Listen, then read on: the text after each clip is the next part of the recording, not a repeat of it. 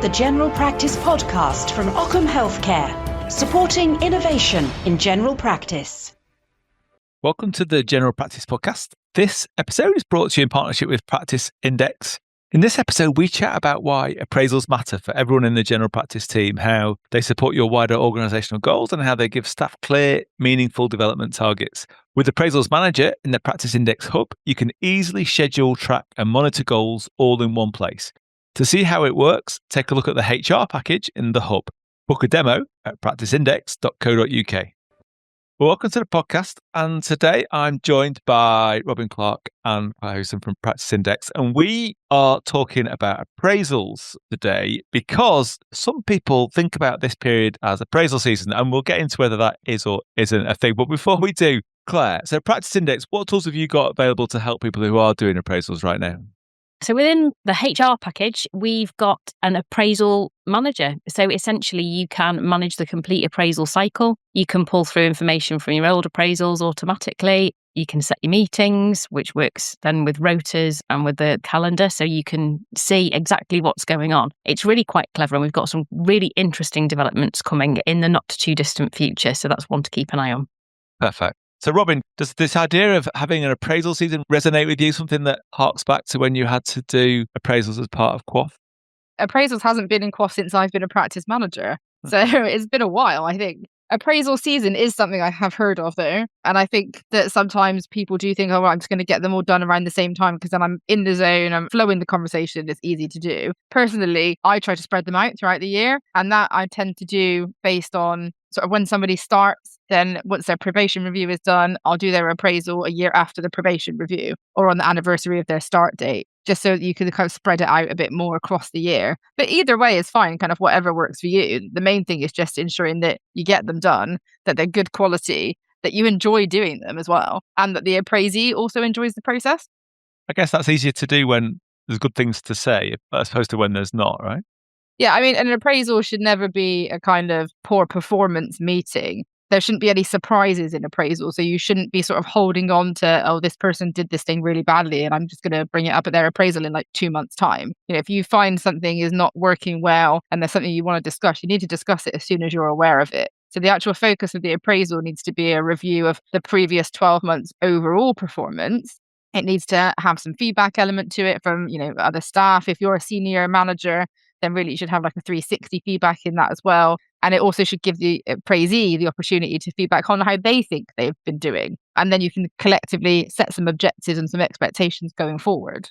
So it shouldn't be a kind of like, it's your appraisal and I'm going to spring on you that I'm really unhappy about this and it's the first time we've spoken about it. That's not really good practice.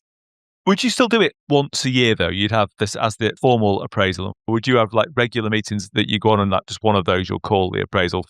Well, both really. So, I mean, I have like regular one-to-ones with all of my direct reports. We do them sort of every other month. And that's just a sort of informal chat and a check-in. It has a structure to it to make the discussion, nice and flowy. And so you kind of know what you want to cover off. And in that, we'll sort of look at how the employee is doing in terms of progress against the objectives that we've set in their last appraisal. But the appraisal meeting then is a slightly longer meeting. It is a bit more formal. It's a full year review. It's a sort of summary of everything we've talked about in those one-to-ones. And then the big part of it as well is thinking about future training and development needs and then setting objectives for the next 12 months for them to achieve.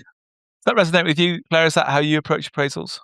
I think it does. I completely agree with Robyn in terms of the way that it should be a positive process for both parties, really, and definitely don't be saving up the bad news for appraisal time. But one of the things that I think is really important, perhaps from a strategic perspective, is that the target setting almost needs to support the target setting of the group of people who are, slightly further up in the hierarchy, if that makes sense. So that when you're giving people targets, they are not just aimed at supporting them and growing and developing them, but also that it supports your practice aims. So support reception team managers' goals, reception team managers' goals, then support the remaining, and then moving up, in the same sort of way, practice support for the GPs, then supports the GPs to obtain their objectives. And I don't mean that in a really broad sense, but as a practice, you've got this kind of strategic vision of where we want to be. And appraisal and target setting can form a really important part of building that all together so that actually everybody's travelling on the same journey, which I think is really important if you want to make progress and make progress quickly. So I think doing them through the year, I can see the benefit, and certainly trying to fit everybody's appraisals into a very short window of time can be difficult. But I think one of the challenges there is that you don't necessarily have the same timeline in terms of when people are being reviewed, how does that support the target above? There are ways of structuring it, so you could do department at a time almost. But I think, broadly speaking, that's one of the things I would say is how does this all fit into the strategic piece is actually quite important. What do you think about that, Robyn? I can see the sort of logic to it. Remember, we tried to do it in the CCG that you'd set the objectives for the CCG and then you'd almost like go through the organisation so that everybody's objectives were supporting overall to try and get the objectives down. So you kind of use them as a framework for objective setting. Definitely. I mean, goal alignment is one of the big benefits of appraisal because it is putting everybody in the same direction. And again, one of the reasons why I like to spread mine out is because so much changes in general practice in the course of a year that if everybody had their objectives set at the same time, a lot of them could be repeated, they could conflict with each other. Whereas actually, if you spread it out, more and more opportunities come up to set objectives around goal alignment as well. You know, like new systems coming in or like a new service is commissioned or, you know, there's a new initiative that we want to be a part of. So it's always good to have the opportunity to look at those for different staff in different ways. But yeah, I mean, objective setting is one of those things that comes up all the time with appraisals for managers that we speak to, especially in like, how do you set an objective for someone who isn't looking to develop, who doesn't necessarily see that their role aligns with the overall organizational direction of travel, or who is just kind of, you know, whiling their time away until they retire. And like, what's the point of setting an objective? And one of the things I always say is like, there's so many things that you can set objectives around just to keep people engaged and to make them interested and to give them a bit of ownership of something that actually it can be quite easy. And they don't have to be absolutely massive pieces of work. They don't have to be like lead on this or implement this entire new system. They could be simple things like, you know, one of the practice objectives is to get paper usage down. So you make somebody like an environmental champion. And then they have a little objective around, can you look at ways in your team about how you can reduce the amount of printing that we do? So it's stuff like that. It doesn't have to be massively like strategic kind of things. It's just every little bit kind of helps if it's all feeding towards the same vision that the practice has as a whole. How many objectives would you set normally? Because there is a kind of school of thought that less is more sometimes. So you might just have like one work objective and one training objective. When it gets into like 7 or 8, they can almost get lost, can't they? Normally, for me, it's about 3 or 4, depending on the role and what opportunities are coming up as well. I like to try and set one that's a sort of CPD-based kind of thing. One of the easiest objectives to set any staff member who is attending any kind of training is attend this training and then feedback to your team what you learned. It's great because it not only gets them to be more engaged with the training that they're having and pay attention to it more, but then they come back and they share it with other people, which then has wider benefit. So that's always one of my favorites. But yeah, if you do too many, then it becomes overwhelming. And then the staff member might become a bit disengaged from the whole process or feel like they've had too much put on them. And you also don't want to set objectives around things that are just in the job description. That's a trap that I think people often get stuck into. You know, if they highlighted, oh, you're not so great at this, even though like this is part of your job. So we'll set an objective about you getting better at it. That should be your expectation already. So try and avoid the trap of just setting an objective that is actually already part of the job description. What do you think, Claire, about objective setting? Have you ever gone down the line of almost getting the member of staff to set the objective themselves and to then discuss it in the appraisal meeting? I think it's fair to ask them what they think would be good objectives, but I think as a manager, you need to have a view and a vision about where you want things to go. And I think Robyn's right in terms of the NHS. I've literally been talking about this afternoon with a colleague that actually the NHS moves on quickly. And part and parcel of the change is actually we need to be flexible and we need to move with the times. So I think asking your staff to sit and think about what would be good objectives is great. In another sphere of my life, not in general practice, I was involved in an appraisal, which I'd taken over from somebody else as a manager and had just the most painful objectives had been set for an individual the year before, which were really quite impactful on their life in general. And I think it's really important to make sure that things are a little bit of a challenge, but also achievable. I don't think it benefits anybody to set a challenge that is essentially setting up somebody up to fail. So I think it's a really fine line to walk. And I think sometimes individuals are quite hard on themselves as well. They think I should set something really, really challenging and, you know, ambitious. And actually you think that's going to be difficult for you. Let's try and think about how we can break that down into a number of steps maybe to help get to the end point rather than giving up halfway through because it was too hard. That whole SMART acronym is really helpful, isn't it, Claire, in sort of helping set an objective that's really sensible, but also helping manage expectations as well. Because like you said, if something's unachievable, it's not smart. And one of the things that I've had before is staff come to appraisals with requests for training that have nothing to do with their role, that have a personal wish that they kind of want the practice to, or the employer at the time to pay for. And you're like, that's not relevant though. It's not smart because it's not relevant to the role or the direction of travel. So being able to use that acronym when you're planning your objectives is really, really helpful. And I always encourage people when we're doing training to think about that. Is what you're doing specific? Is it measurable? Is it achievable? Is it relevant? And what sort of time frame are we looking at? Because if any of those things are not working, then it's not going to be a very good objective. You touched on preparation earlier on. I'm interested to know what you think is good preparation for appraisal, because I was looking at things that can lead to poorer appraisals, and one of them that does stand out is lack of preparation. Definitely. I mean, one of the things that we always say is fail to prepare and prepare to fail. So I think with that, a lot of good practice is having a sort of pre-appraisal questionnaire that you send out to your staff member to complete in advance of the meeting. That's really helpful so that you kind of understand what they're coming to the meeting with, and it can help you prepare for, if they're going to come in and their pre-appraisal questionnaire is, I feel I'm amazing at everything that I do and I will be asking for a pay rise. And your view is they are average at best, and there's definitely not going to be a pay rise. If you know that conversation is coming, it gives you time to think, right, how am I going to handle this when we're in that meeting? And it's not then shoved on you as a surprise. We always, in my practice, get feedback from a range of stakeholders from all staff. So we get informal feedback for non-management staff, but for managers, we do a formal 360 questionnaire as well from a range of stakeholders to make sure that we're getting a good level of feedback and that it's relevant to the role that the person's carrying out. Do you actually do it yourself? Because it's quite a lot of work collating that feedback back together and then pulling it all together and saying this is what it all looks like. Or do you get like someone outside to do that for you? I do it myself. For the other staff where it's just an informal feedback, so the line manager would just send like an all staff email, except to the appraisee, and say, I'm doing so-and-so's appraisal. Any feedback, please just let me know. And then for the more formal, I have a questionnaire that I ask them to fill out. And then when I get the responses back, I just collate them into a spreadsheet. Our team isn't so big that it's an unwieldy kind of thing to do, but I really enjoy it as well because it just makes sure that I'm getting everybody else's perspectives on that person and not just like my own. And it's nice to know how my staff interface with other parts of the surgery and not just me or, the partners or just the reception staff. It's really nice to see that and to be able to sort of formally feed that back to them as well. What do you think, Claire, in terms of preparation? It sounds great to me because I guess one of the risks is that the feedback can just be subjective, like what you as a manager think, rather than taking into account the views of other people.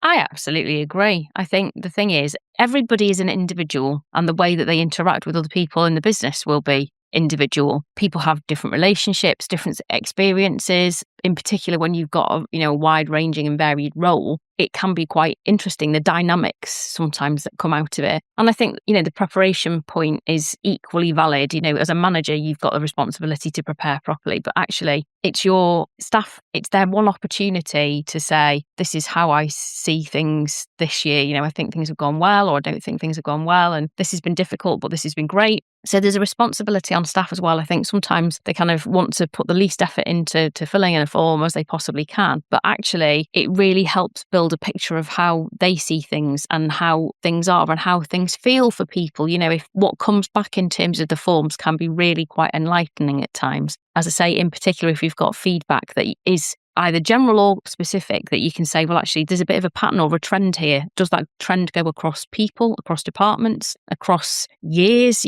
How does that fit the picture of the person that you've got in front of you? There can be a temptation, I suppose it applies to managing staff in general, not just appraisals, but to almost avoid the difficult conversations. And I've known managers who would just try and get through appraisals without any conflict rather than actually dealing with issues that need to be dealt with. I mean, I take on board what you're saying, Robyn, that, it should be no surprises. But sometimes there are recurrent issues and they do still need tackling. And that's still there when you have the appraisal. So do you think that willingness to have an open and frank conversation is a key part of the appraisal process? Absolutely. And a lot of the training that I've done with managers is around how to have a proper feedback discussion, whether that's positive or negative. And if you structure it in a way that you get comfortable with, it makes doing that much easier. And you have to try and remember to kind of take the emotion out of things. If someone's not doing great, you have an obligation to bring it up, but you can do it in a way that isn't mean. It doesn't come across as like you're telling them off. You just need to structure it in a sensible way. that lets them have an opportunity to respond to that feedback, but then also gives you the chance to then say, right, well, this is what we're going to do going forward. So I always kind of say there are 5 points to this method. You start off by just identifying the issue and explaining the impact of it. A lot of times people actually don't understand that what they're doing is causing an impact for somebody else, for a patient, for a team member, for the surgery. So you have to be really clear and specific about what the issue is. Then you want to get their perspective. So, do you recognize this? Do you see it? What is contributing to it? Is there anything that we need to help you with? Then it's, what is the expectation going forward? Actually, this is what I need you to be doing. This is the level I need you to be performing at. Then you sort of go into how can we help you get there? And I think that's a more positive framing of it. So I saying, okay, there is a problem, but we're looking to solve it. We want to help you to achieve where we need you to be. So how can we do that? What do you need from us? And then you finalize it by saying, going forward, this is kind of what I expect and how I'm going to measure your performance. When you put it like that, it doesn't sound like it has to be a really conflicty or scary kind of discussion. You just break it down into component parts and it becomes more manageable. And the good thing about an appraisal, in most cases, there will be something positive that you can say. So you want to always try and finish on a higher note. But if you've already had that conversation around this is an issue that we're going to look to address, be supportive about it, clarify what you're going to do, and then just, try and end the meeting on a more of a positive note if you can. Do you think that's right, Claire? I mean, I think it sounds great if you actually have a structure in mind that you can then use when you have got things that need to be dealt with, but you want to deal with them in a way that this is about the issue, not about you as a person. That sounds like key to stopping it being people coming out of the meeting feeling like personally attacked. Absolutely. I think the thing is, what we want is for people to succeed. You don't take anybody on hoping that they won't do well. That's not what we're about. So ultimately, what you want to do is support staff to do the best that they possibly can. Not least of which is because as human beings, we generally tend to feel better about ourselves when we're doing well. Things are going well. I feel great. Everybody's on top of the world. So having a conversation that points out it's a specific issue. This isn't a wider you issue. This is the specific issue. And this is what we're going to do. And this is how we're going to support you so that we can all get back on track and everything will be fine going forward. It's really interesting though. We've moved as part of Appraisal Manager to look at a 4-point scale rather than a 5-point scale because it feels really difficult for people to score somebody a 3 out of 5 effectively, like the middle score is satisfactory. It feels really difficult for people to do that. So there's a bit of a tendency to sort of, right, well, they've got to be a 4 then. And that results in almost, I won't say grade inflation, but, it's that difficulty of actually, how are we framing this? The set of behaviours that we're seeing, is their performance well in excess of what we'd expect to see? Or actually, are we just trying not to upset somebody? And moving to a 4-point scale, actually, I think has been quite beneficial in the sense that unless it's exceptional, it is achieving what we're expecting, which is an interesting point. I absolutely love that about the appraisal system on the hub as well. And the fact that it encourages you to do a scoring system, because I think a lot of people would just be put off from doing that completely if it's not in their existing template. And it also then makes the appraisee kind of strive to get that outstanding rating. They really do want to have that on their record because then they can see it. And it's fantastic when it does come up. But yeah, I agree with Claire, like doing the 1 to 5 is always bad because people tend to go towards the middle ground. But actually that looks really bad for the employee being appraised because it's basically saying, yeah, you're average, which nobody wants to be told. So yeah, having the way that it's been set out, I think is fantastic. And as a system, like Claire said, it's got so many features that are really helpful in managing the whole process, especially if you feel you need help with the structure of the meeting because it's there for you already. Do you have like a set template that you use afterwards, or do you get them to write up what they've taken away from it? How do you manage to kind of making sure that what you got agreed gets documented so you can review it later? We have a set template form that we use. We use the appraisal manager on the hub as well. So we will upload a copy of that form to the hub. And the hub system actually allows you to add the objectives into that system as well and then set actions against them. And the actions will then pull through to that the staff members' action list. So then when you're having your one-to-ones, you can just check in one place, what activity has been recorded against each action if they've been closed off and if you can close them off. So it's a really, really helpful system and kind of just remind staff that I'm not setting you an objective and then I'm going to forget about it. Like it's something that we are going to review regularly. And once they're done, we will close them off and it'd be another thing that we could say we've completed this year. If you're one of these people like me who loves sort of tick boxing, because you get that little dopamine hit, don't you, when you manage to complete something, it's a fantastic system and I do love it. What about practice managers actually having appraisals for themselves? So it was almost last time you had an appraisal, Robyn. Did you get one at all? Yeah. So Yeah. my last appraisal was in September. I have one every year from one of my other partners because I'm obviously a partner myself. But as an IGPM accredited manager, it's a requirement of my CPD and revalidation to have an appraisal and to have had an appraisal to get accredited. So yeah, I have one every year as well. I assume then it's done by a GP. Yeah, it's one of my other GP partners. And how do you find GPs out doing appraisals? Sometimes the way that practice managers will do appraisals with, say, members of the admin team can be different from how GPs do it with their colleagues and with clinical members of staff. Yeah, I've had varying experiences. In my first practice, when I was an employed practice manager, my GP partner there who was going to do my appraisal was really keen to do it, but had never done an appraisal before. So I, as a HR professional, taught her how to do an appraisal. She did my appraisal. And then after my appraisal, I told her how good her appraisal was. I still do a lot of training for GP partners as well on how to do practice manager appraisals. Here at my current practice, I try to rotate my appraisal around the different partners so that you'll get a bit of experience to do it. And I get a bit of a different level of feedback from each person. And the first one who did it is a GP appraiser. So she is quite experienced in having feedback discussions and that kind of stuff. And that was really good. And then last year, when I had my second one here, we used the IGPM appraisal toolkit, which is a really useful resource because it covers off, as a pre-appraisal questionnaire almost, it covers off literally everything that I've done in the last year against the 10 domain criteria that we have for accreditation. And when I had submitted that to her, she was like, "You do a lot, don't you?" And I was like, "Yes, it's a very big job." And I use that template every year now because it's a really good way for me to reflect on everything that I've done in the last year, but also what a wide variety of stuff it is and how it fits into so many different sort of roles that we have as practice managers. And we also, I would definitely encourage any partner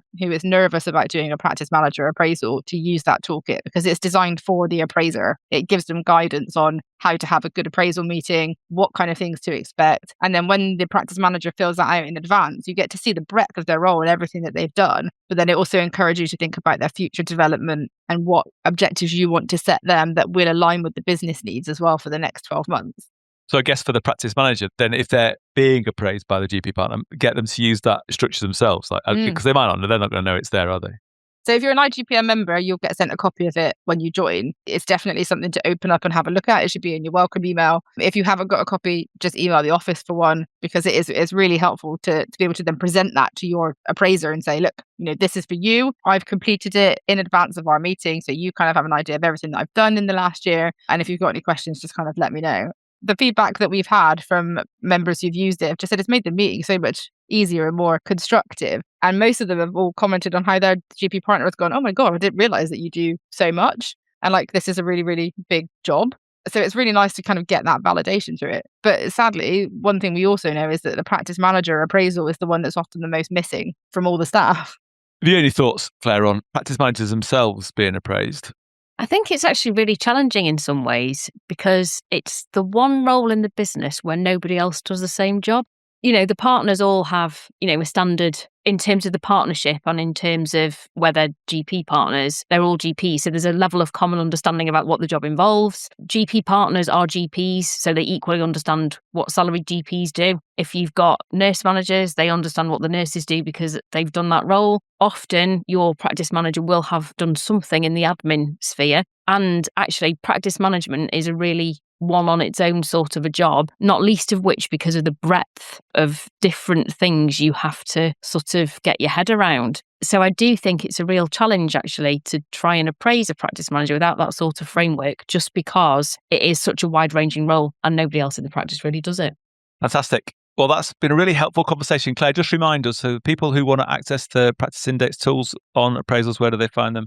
They'll find them in the hub. So people are often familiar with the Practice Index Forum, which is where we have lots of conversations about the various different things going on in practice management. But we also have the hub, which is an all-encompassing tool, really. There's lots of different aspects to that. We do learning, we do policies, but specifically for appraisals, what we're looking for is the HR package as part of that. And that has timesheets, lots of the things around sort of fit and proper people, onboarding checks, that kind of thing. But appraisals forms part of that, which means that you've got sort of the full cycle of employment, really.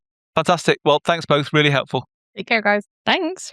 So in this episode, we explored why appraisals are such an important part of staff development and a core element of your HR processes. Within the Practice Index Hub, Appraisals Manager sits alongside holidays, absence management, overtime, timesheets, and HR checks and records, giving you everything in one place. You can schedule, carry out and store appraisals, set objectives, and track progress using the simple 4-point scoring system. To see Appraisals Manager in action, book a HR package demo at practiceindex.co.uk. The General Practice Podcast from Ockham Healthcare, supporting innovation in general practice.